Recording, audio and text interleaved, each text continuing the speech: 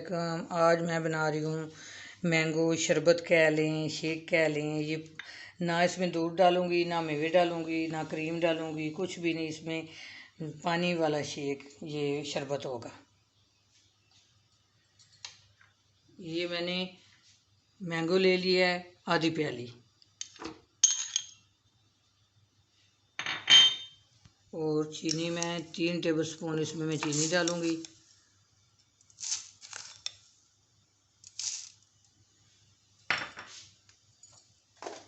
اور 1 چٹکی میں اس میں کالا نمک ڈالوں گی۔ یہ میں نے کالا نمک ڈالا ہے، اس سے بہت اچھا ٹیسٹ آتا ہے۔ یہ 1 گلاس میں اس میں پانی ڈالنے لگی ہوں، اور یہ تھوڑی سی میں برف ڈال رہی ہوں۔ اب اس کو میں گرینڈ کر رہی ہوں۔ دیکھیے مینگو شربت تیار ہو گیا ہے، اب میں گلاس میں ڈال رہی ہوں۔ یہ دیکھیں کتنی جلدی، کتنا مزے کا شربت تیار ہوا ہے۔ اسی طرح آپ بھی بنائیں، اسی طرح پئیں۔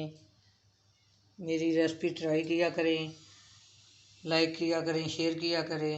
اپنی دعاؤں میں یاد رکھنا۔ اللہ حافظ۔